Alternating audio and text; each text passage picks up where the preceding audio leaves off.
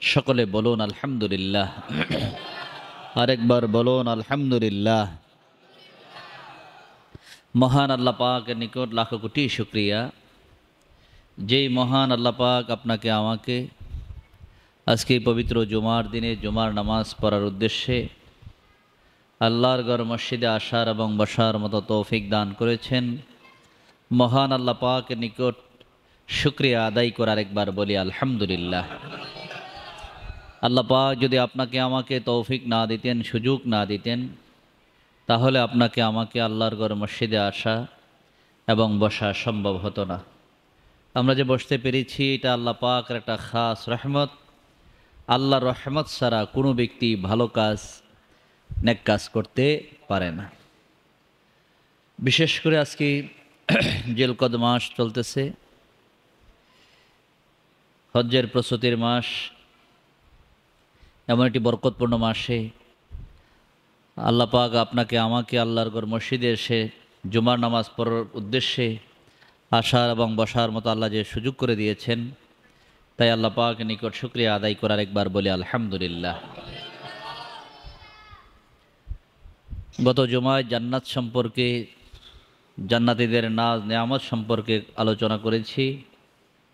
আজকে দুজকের অবস্থা এবং দুজকীদের শাস্তি সম্পর্কে অল্প সময় আলোচনা করব। আল্লাহ পাক আমাদের সকলকে জাহান্নামের আগুন থেকে আল্লাহ যেন নাজাত দান করেন। আমরা সকলে বলি আল্লাহুম্মা আমিন।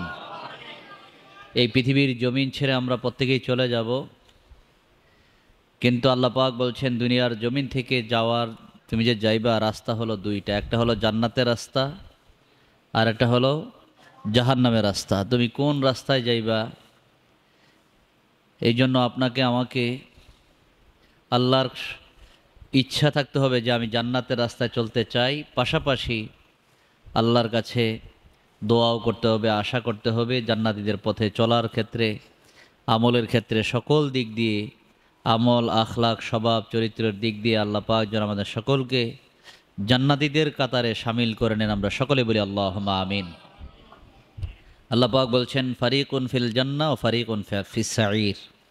একটা হলো জান্নাতের রাস্তা আর একটা হলো জাহান্নামের রাস্তা। এবং বিশেষ করে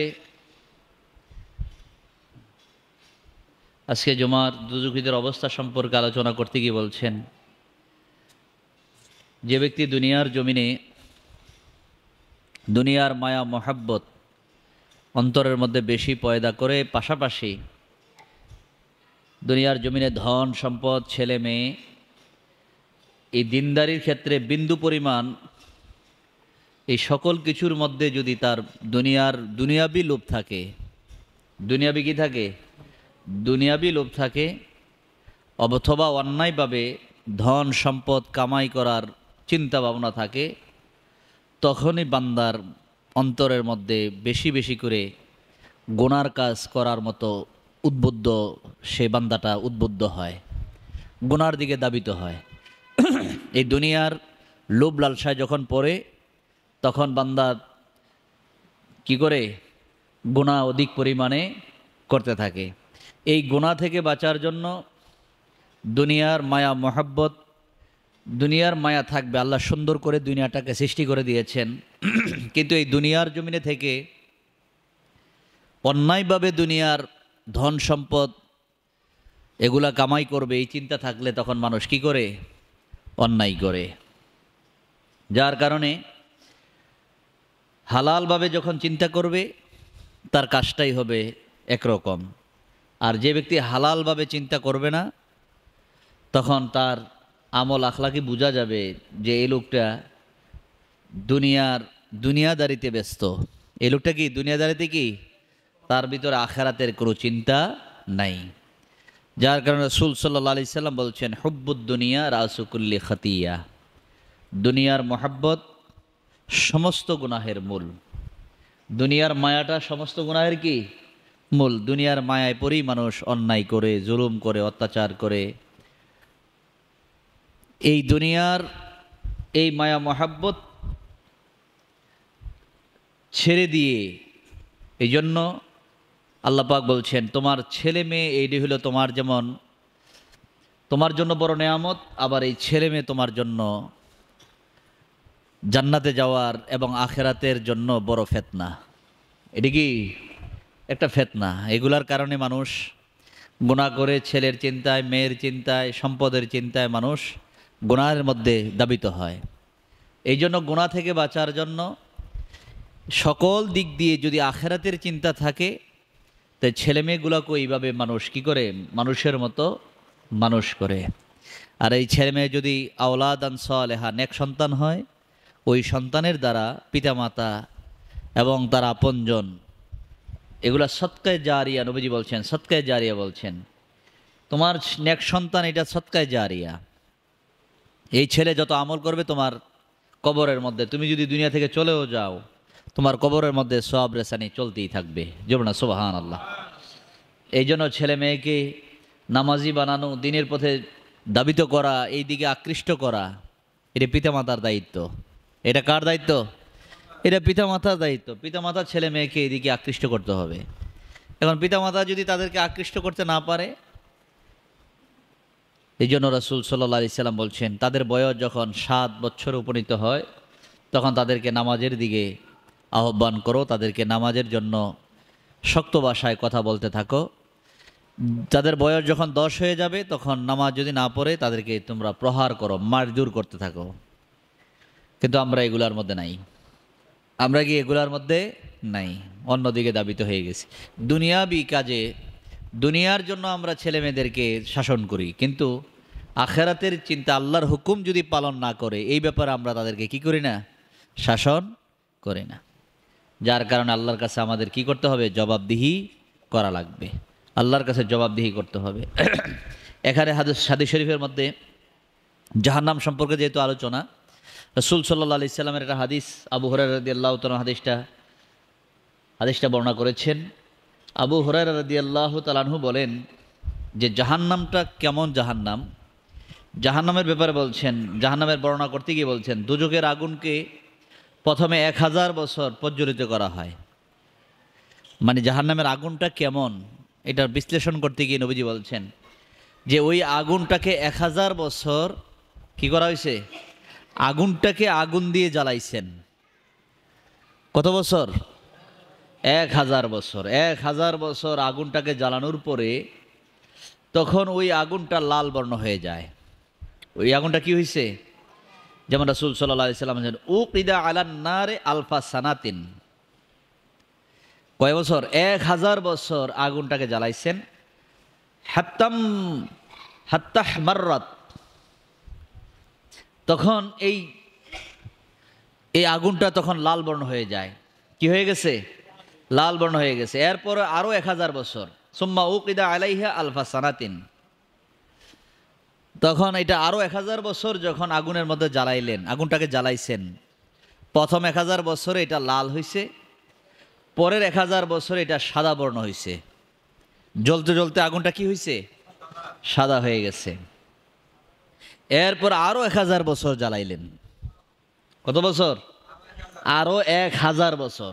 একদিন দুই দিন না, 1000 বছর জ্বালানোর পরে ওই আগুনটা কৃষ্ণবর্ণ ধারণ করলো। অর্থাৎ এমন কৃষ্ণবর্ণ মানে কি? এমন কালো হয়ে গেল, ঘোর অন্ধকার হয়ে গেল। অর্থাৎ এই অন্ধকার, অর্থাৎ আগুনটাই কালো হয়ে গেছে। আগুনটাই কি হয়ে গেছে? কালো হয়ে গেছে। তো ওই আগুনটাই জাহান্নামের আগুন। কালো বর্ণের আগুনটাই কিসের আগুন? জাহান্নামের আগুন। এই আগুনের মধ্যে যারা যাবে, জাহান্নামী যারা হবে, তাদেরকে ওই আগুনের মধ্যে কি করা হবে? নিক্ষেপ করা হবে। এই জন্য রাসূল সাল্লাল্লাহু আলাইহি সাল্লাম আরেকটা হাদিসের মধ্যে বলছেন, জাহান্নামে সৌদ নামে একটি পাহাড় আছে। সৌদ নামে এটা কি আছে? পাহাড় আছে। কোরআনে পাকে এই আয়াতটা উল্লেখ করা আছে। কাফেরকে 70 বছরে উহার উপরে উঠানো হবে। কাফেরদেরকে টেনে টেনে জাহান্নামের ভিতরে ওই সৌদ পাহাড়ের উপরে উঠানো হবে। তথা হতে তদ্রূপ 70 বছরে তাকে নিচে নিক্ষেপ করা হবে। 70 বছর লাগায় যেভাবে উঠাইবেন, আবার 70 বছর দিয়ে আবার তাকে নিচের দিকে নামানো হবে। এভাবে সর্বদা সে ওঠানামা করতে থাকবে। এইভাবে সর্বদা মানে কি? তার শাস্তিটা এইভাবে চলতেই থাকবে। এবং আবু হুরায়রা থেকে আরেকটা হাদিস বর্ণিত, রাসূল সাল্লাল্লাহু আলাইহি সাল্লাম ইরশাদ করেছেন, দুজখীদের মাথার উপর তপ্ত গরম পানি যখন ডালা হবে, উহা তার পেটের মধ্যে প্রবেশ করবে। দুজখীদের মাথার মধ্যে কি করবে? গরম পানি ঢেলে দেওয়া হবে। গরম পানি কি করবে? ঢেলে দেওয়া হবে। একদিক দিয়ে তো আগুনের ভিতরে জ্বলতেই আছে, আবার মাথার মধ্যে গরম পানি ঢেলে দেওয়া হবে। দেওয়ার পরে এই পানিটা কি হবে? তার শরীর দিয়ে উপর দিয়ে পানি, এখন পানি ঢাললে কি হয়? চামড়ার উপর দিয়ে নিচে পড়ে যায়।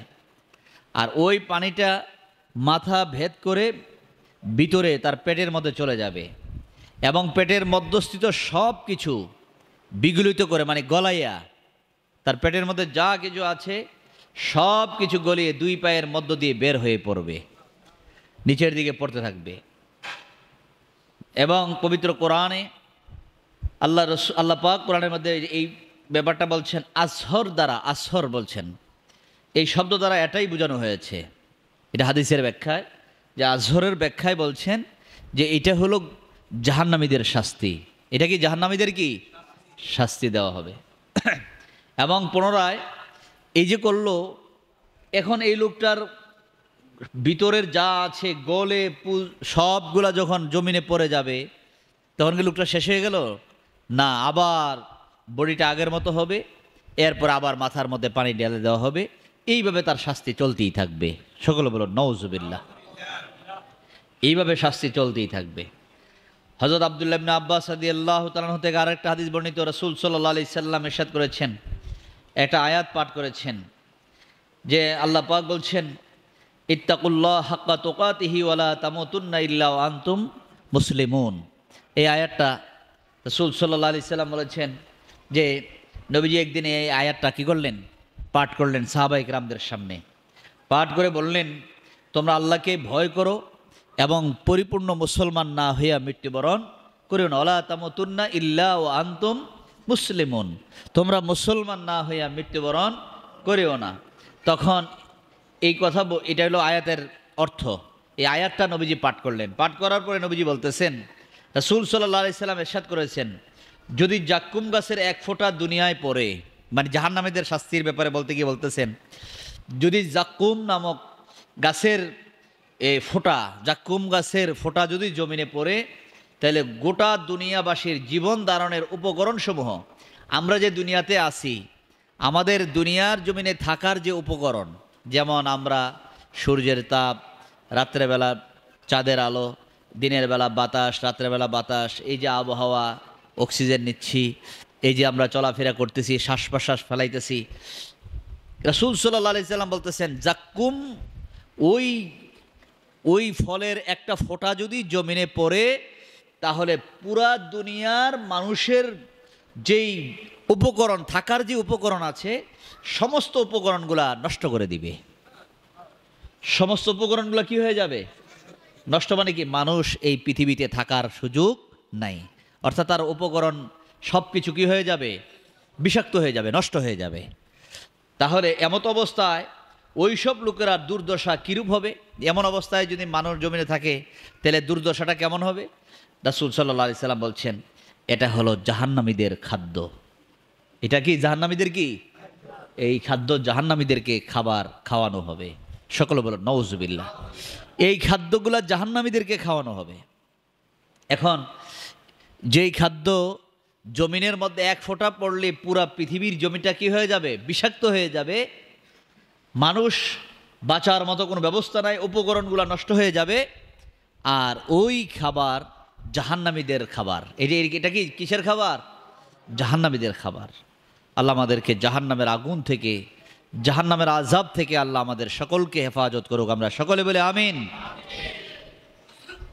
হযরত আব্দুল্লাহ ইবনে আব্বাস রাদিয়াল্লাহু তাআলা হতে বর্ণিত, রাসূল সাল্লাল্লাহু আলাইহি সাল্লাম ইরশাদ করেছেন, দোজখীদের মধ্যে সর্বাপেক্ষা সহস্তর শাস্তি হবে আবু তালিবের।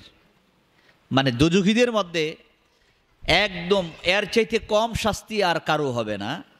আর কম শাস্তিটা হবে কার? আবু তালিব, নবীজির চাচা আবু তালেবের কম শাস্তি হবে। আর কম শাস্তি কি? তার দুই পায়ে দুখানা আগুনের জোতা পরিয়ে দেওয়া হবে। আর কোন না, শরীরের মধ্যে আগুন নাই, খাবারও নাই, শুধু তার দুই পায়ের মধ্যে কি করবেন? আগুনের জুতা পরায় দেওয়া হবে। আগুনের জুতা যখন পরিয়ে দেওয়া হবে, এতে তার মাথার মগজগুলা ফুটতে থাকবে। মাথার মগজগুলা কি হবে? টকবক করে ফুটতে থাকবে। ফুটা মানে কি? পানির মধ্যে যেমন পানি গরম করলে পানি যখন পুরো গরম হয়ে যায়, পানি যেভাবে উত্তপ্ত হয়ে পানিটা ফুটে গেলে যেভাবে টকবক টকবক করতে থাকে, আল্লাহ রসুল সাল্লাল্লাহু আলাইহি সাল্লাম বলছেন শুধু জুতাটা পরিয়ে দেওয়ার কারণে এই আগুনের জুতার তাপে মাথার মগজ, তাহলে পুরা শরীরটা কি সুস্থ থাকবে? হ্যাঁ, সব পুরা শরীরটা কি সুস্থ থাকবে? পুরা শরীরটার মধ্যে এমনভাবে পুরা শরীর তাপ হয়ে মাথার মধ্যে গিয়ে এমন তাপ লাগবে, মাথার মগজগুলা টকবক টকবক করে করে গলে গলে জমিনের মধ্যে পড়তে থাকবে। সকলে বল নাউজুবিল্লাহ।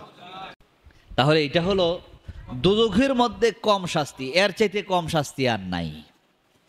এর চাইতে কম শাস্তি কি? শোনো, এর চাইতে কম শাস্তি কি আর নাই। আর এটাই হলো কম শাস্তি। আর কম শাস্তিটা কি? মাথার মগজ, মানে জুতাটা পরিয়ে দেওয়া হবে, আর এই জুতার তাপে মাথার মগজ টকবক টকবক করতে থাকবে, গলে যাবে, গলে গলে পড়তে থাকবে। সকলে বল নাউজুবিল্লাহ। হযরত জাবির রাদিয়াল্লাহু তাআলা হতে আরেকটা হাদিস বর্ণিত, তিনি বলেন রাসূল সাল্লাল্লাহু আলাইহি সাল্লাম ইরশাদ করেছেন, আল্লাহ পাকের জিম্মায় একটি অঙ্গীকার, এই যে ব্যক্তি মদ পান করবে। কি পান করবে?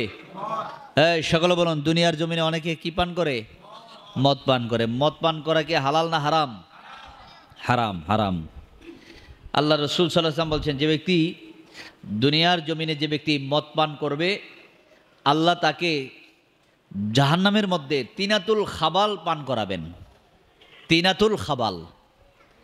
এখন সাহাবায়ে কেরাম আরজ করলেন, ইয়া রাসূলুল্লাহ, তিনাতুল খাবাল আবার কি জিনিস? তিনাতুল খাবাল যে জাহান্নামীদেরকে খাওয়াইবেন, আল্লাহ যে খাওয়াইবে বলছে, যারা মদ পান করে, যারা মদ খায়, তাদেরকে কি খাওয়াবে? তিনাতুল খাবাল। এমন সময় সাহাবায়ে কেরাম নবীজিকে বললেন, ইয়া রাসূলুল্লাহ, তিনাতুল খাবাল আবার কি জিনিস? তখন নবীজি বললেন, উহা জাহান্নামীদের গায়ের ঘাম অথবা তাদের রক্ত বা পুজ। এই যে পানি ঢেলে দেওয়ার পরে পুরা শরীর যে গলে পচে নিচে পড়বে, এই জিনিসগুলা হলো এই যারা দুনিয়ার জমিনে মদ পান করে, আর মদ পান করানেওয়ালা মানুষগুলার খাবার হলো এই খাবার। সকলে বলুন নাউজুবিল্লাহ। আর সকলে বলুন নাউজুবিল্লাহ। এই জন্য যারা মদ পান করে, আল্লাহ রসুল সাল্লাল্লাহু আলাইহি সাল্লাম বলছেন, তাদেরকে কি করবেন? তিনাতুল খাবাল। যেমন হাদিস শরীফের মধ্যে আছে, ক্বালা ইরকু আহলিন নার ওয়া উসারাতু আহলিন নার। এইটা হলো জাহান্নামীদের শরীর থেকে যে রক্তপুঁজ বের হবে, এটাই হলো মদ পান করেনেওয়ালা ব্যক্তিদের খাবার। সকলে বলো নাউজুবিল্লাহ। আরেকটা হাদিস বর্ণনা করেছেন হযরত আমর ইবনে শুআইব, তার পিতা হতে, তিনি তার দাদা হতে হাদিসটা বর্ণনা করেছেন। রাসূল পাক সাল্লাল্লাহু আলাইহি সাল্লাম ইরশাদ করেন, কিয়ামতের দিন অহংকারীদেরকে, যারা দুনিয়ার জমিনে অহংকার করে, দুনিয়ার জমিনে কি করে? অহংকার করে। কেউ টাকার অহংকার, কেউ বংশের অহংকার। এই যে অহংকার করে না, বিভিন্নভাবে বুঝায় যে আমার মতো দামি, আমার টাকাওয়ালা, আমি এমন বংশের, এমন গোত্রের। এই যে অহংকার করে, এই অহংকার করেনেওয়ালা মানুষগুলার ব্যাপারে, এবং নিজে নিজে তাকাব্বুরি ফখর করে যে আমার টাকা পয়সার অভাব আসেনি, এই যে অহংকার করে, হযরত রাসূল আকরাম সাল্লাল্লাহু আলাইহি সাল্লাম ইরশাদ করেছেন, কিয়ামতের দিন অহংকারীদেরকে খুদে পিপিলিকার নেই। খুদে পিপিলিকা, ফিফরার মধ্যে বড় ফিফরাও আছে, ছোট ফিফরাও আছে, আছে নেই? হ্যাঁ, সবাইগণ আছে না জমিনে? এখন নবীজি বলতেছেন, ছোট পিঁপড়া, ক্ষুদে পিঁপড়া। এখন বড় পিঁপড়ার আকৃতি যেমন, ছোট পিঁপড়ার আকৃতিও কি? এখন আকৃতির মধ্যে একরকম না? একই রকম আকৃতি। রাসূল সাল্লাল্লাহু আলাইহি সাল্লাম বলছেন, যারা অহংকার করে তাদেরকে ক্ষুদে, মানে ছোট পিপিলিকার ন্যায় মানুষের স্বরূপ দিয়ে, আকারটা হবে পিঁপড়ার মতো। আকারটা হবে কিসের মতো? পিঁপড়ার মতো করে হবে। এবং অপমান তাদেরকে চতুর্দিক হতে এমনভাবে বেষ্টন করে দিবে, মানে যাকে আপনি অহংকার করছেন, যার সাথে, এখন এই লোকটা বড় মানুষের মতো দাঁড়াইবে। যেমন আপনার সামনে যদি 100 পিঁপড়া থাকে, হাজার হাজার পিঁপড়াও যদি থাকে, আপনি সামনে দিয়ে হাইটা গেলে কোনো চিন্তা করেন? এই সবাই এখন কোনো চিন্তা আছে? আপনি যে মনে করেন যে ফিফরাটি মারণ দরকার, তো ফা দিয়া ডলা দিয়া শেষ করলাম, কেউ ঠিক না? ফা দিয়া ডলা দিয়ে কী করেন? মুহূর্তের ভিতরে শেষ করে দেন। কিন্তু এখানে রাসূল সাল্লাল্লাহু আলাইহি সাল্লাম বলছেন, হাশরের ময়দানে যারা অহংকার, দুনিয়াতে অহংকার তাকাব্বুরি করে, আল্লাহ তাদেরকে, যার সামনে অহংকার করছে তার সামনে খুদে পিপিলিকার মতো দাঁড় করাই দিবেন। পিপিলিকার মতো ছোট, আর সে থাকবে বড়। সে থাকবে কি? বড় থাকবে। এখন বড় লোকটার কাছে পিঁপড়া যদি সামনে থাকে, এখন কত তার শক্তি কি থাকবে বলেন তো? একটা পিপিলিকাকে মারার জন্য পিপিলিকার যত শক্তি আছে, একটা মানুষের কাছে কোনো কিছু? হ্যাঁ, সকল কোনো কিছু। একটা হাত দিয়ে ডলা দিয়ে মুহূর্তের ভিতরে হাজার হাজার পিঁপড়া মারতে পারে, কি বলেন, ঠিক না?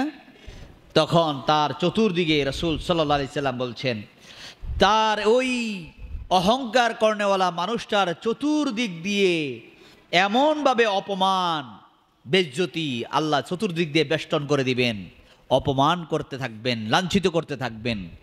এই অবস্থার মধ্যে তার এইভাবে শুধু অপমান দিয়েই শেষ নয়, এরপর আল্লাহ রাসূল সাল্লাল্লাহু আলাইহি সাল্লাম বলছেন, বাউলাস নামক জাহান্নামে তাকে কারাগারের দিকে তাদেরকে হাঁকিয়ে নেওয়া হবে।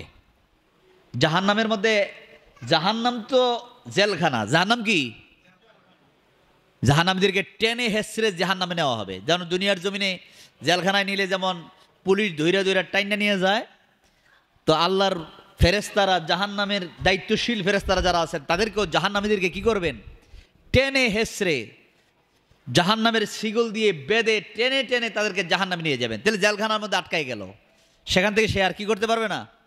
বের হতে পারবে না। এরপর আবার বলছেন, জাহান্নামের ভিতরে, জেলখানার ভিতরে আরেকটা জেলখানা। জেলখানার ভিতরে কি? আরেকটা জেলখানা, যে জেলখানার নামটা বলছেন বাউলাস নামক জেলখানা। কি নাম? নাম কি? বাউলাস নামক জাহান্নাম। তাকে এই কারাগারের দিকে তাদেরকে হাঁকিয়ে নেওয়া হবে। এবং রাসূল সাল্লাল্লাহু আলাইহি সাল্লাম বলছেন, ওই জায়গার মধ্যে এমন শাস্তি দেওয়া হবে, অগ্নিশিখা তাদের উপরে ছেয়ে যাবে, আর তাদেরকে পান করানো হবে জাহান্নামীদের দেহ নিংড়ানো, জাহান্নামীদের দেহ নিংড়ানো তিনাতুল খাবাল নামক, ওই যে আগে যে বলা হয়েছে তিনাতুল, মদ পান করেনেওয়ালা ব্যক্তিদেরকে যেই খাবার খাওয়ানো হতো, তাদেরকেও ওই তিনাতুল খাবাল নামক, অর্থাৎ জাহান্নামীদের শরীর থেকে পচা গলে গলে যেগুলা পড়বে, এই রক্ত পুষগুলা, মরা এই কর্দজগুলা, ময়লা বর্জ্যগুলা, এই জাহান্নামীদেরকে খাওয়ানো হবে। সকলে বলো নাউজুবিল্লাহ। আরেকবার বলো নাউজুবিল্লাহ। আল্লাহ পাক যেন আমাদের সকলকে এই জাহান্নামের আগুন থেকে, জাহান্নামের এই শাস্তি থেকে আল্লাহ যেন আমাদের সকলকে হেফাজত করেন। আমরা সকলে বলি আল্লাহুম্মা আমিন। আরেকবার বলি আল্লাহুম্মা আমিন। দুনিয়ার জমিনে আপনি অন্যায় করতেছেন, জুলুম করতেছেন, অহংকার করতেছেন, তাকাব্বুরি করতেছেন, যা মনে চায় তাই করতেছেন, কিন্তু আপনি মনে করতেছেন এটাই শুরু, এটাই শেষ। না, এরপরও আপনাকে মৃত্যুর পরে যে জীবনটা শুরু আছে, এটার কি নাই? শেষ নাই। যেটার শুরু আছে, যেটার শেষ নাই। আবাদুল আবাদ, লম্বা সময় আপনাকে আমাকে ওই জায়গার মধ্যে, ওই অবস্থার মধ্যে, যারা জান্নাতি যাবে, জান্নাতেরা আবাদুল আবাদ, যুগের পরে যুগ, যুগের পরে যুগ, যেখানে সুখ আছে, যেখানে কোনো কষ্ট নাই। দুনিয়ার সুখও আছে, কষ্ট আছে। এই সুখ, এই কষ্ট, এই কষ্ট, এই সুখ মিলাই হলো দুনিয়া। কিন্তু আখেরাতের মধ্যে যারা সুখে থাকবে, সুখেই থাকবে, তাদেরকে কষ্ট কখনো আচ্ছন্ন করতে পারবে না। আর যারা কষ্টের মধ্যে চলে যাবে, জাহান্নামী যারা হয়ে যাবে, জাহান্নামীরা জাহান্নামী চলে যাবে, এই জাহান্নাম এমনভাবে তাদেরকে ধরে ফেলবে, তাদের কান্নাকাটি কেউ, দুনিয়ার কেউ শুনবে না। আর জাহান্নামে যারা শাস্তি দিবেন, ওই ফেরেশতারা কি হবেন? সুখও দেখবে না, কানও শুনবে না। সুখও দেখবে না, হ্যাঁ সকল, চোখও দেখবে না, কানও।